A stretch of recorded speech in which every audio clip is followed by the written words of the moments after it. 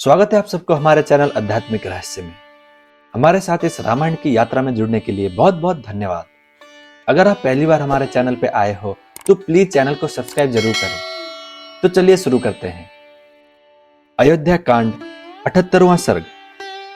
शत्रुघ्न का रोष, उनका कुब्जा को घसीटना और भरत जी के कहने से उसे मूर्छित अवस्था में छोड़ देना।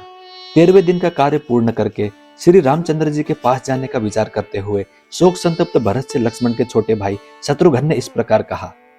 भैया, जो दुख के समय अपने तथा आत्मीय जनों के लिए तो बात ही क्या है, समस्त प्राणियों को भी सहारा देने वाले हैं, वे सद्गुण संपन्न श्री राम एक स्त्री के द्वारा वन में भेज दिए गए, ये कितने खेद की बात है। तथा वे जो बल और पराक्रम से संपन्न लक्ष्मण नामधारी सूरवीर हैं, उन्होंने भी कुछ नहीं किया। मैं पूछता हूं कि उन्होंने पिता को कैद करके भी श्री राम को इस संकट से क्यों नहीं छुड़वाया। जब राजा एक नारी के वश में होकर बुरे मार्ग पर आरूढ़ हो चुके थे, तब न्याय और अन्याय का विचार करके उन्हें पहले ही कैद कर लेना चाहिए था। लक्ष्मण के छोटे भाई शत्रुघ्न जब इस प्रकार रोष में भरकर बोल रहे थे, उसी समय कुब्जा समस्त आभूषणों से विभूषित हो उस राजभवन के पूर्व द्वार पर आकर खड़ी हो गई। उसके अंगों में उत्तम उत्तम चंदन का लेप लगा हुआ था तथा वो राजरानियों के पहनने योग्य विविध वस्त्र धारण करके भांति भांति के आभूषणों से सज धज कर वहां आई थी। करधनी की विचित्र लड़ियों तथा अन्य बहुसंख्यक सुंदर अलंकारों से अलंकृत हो वो बहुत सी रस्सियों में बंधी हुई वानरी के समान जान पड़ती थी। वही सारी बुराइयों की जड़ थी, वही श्री राम के वनवास रूपी पाप का मूल कारण थी।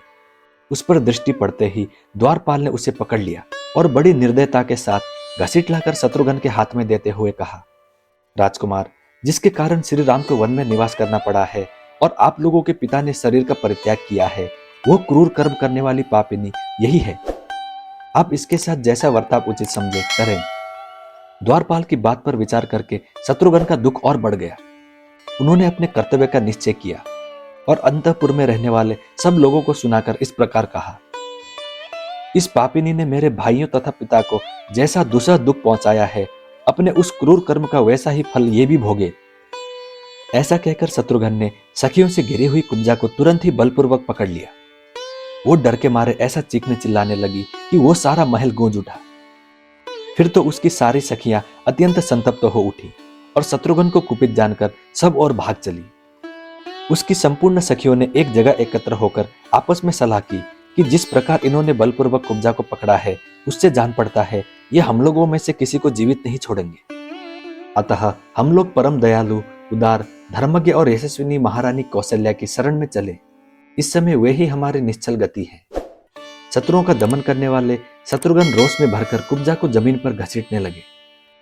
उस समय वो जोर जोर से चित्कार कर रही थी। जब मंथरा घसीटी जा रही थी, उस समय उसके नाना प्रकार के विचित्र आभूषण टूट टूट कर पृथ्वी पर इधर उधर बिखरे जाते थे। आभूषणों के उन टुकड़ों से वो शोभाशाली विशाल राजभवन नक्षत्र मालाओं से अलंकृत शरद काल के आकाश की भांति अधिक सुशोभित हो रहा था। बलवान नरश्रेष्ठ शत्रुघ्न जिस समय रोषपूर्वक मंथरा को जोर से पकड़कर घसीट रहे थे, उस समय उसे छुड़ाने के लिए कैकेयी उनके पास आई।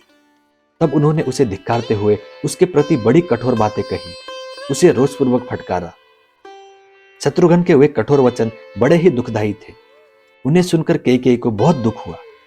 वो शत्रुघ्न के भय से थर्रा उठी और अपने पुत्र की शरण में आई। शत्रुघ्न को क्रोध में भरा हुआ देख भरत ने उनसे कहा, सुमित्रा कुमार, क्षमा करो, स्त्रियां सभी प्राणियों के लिए अवैध होती हैं।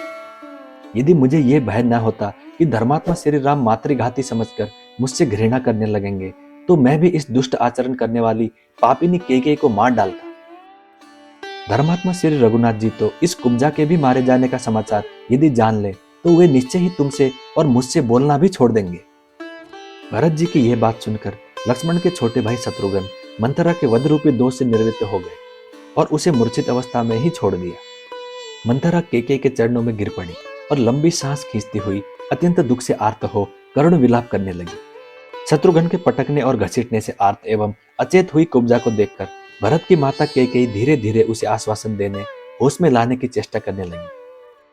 उस समय कुब्जा पिंजड़े में बंधी हुई क्रोंच की भांति कातर दृष्टि से उसकी ओर देख रही थी।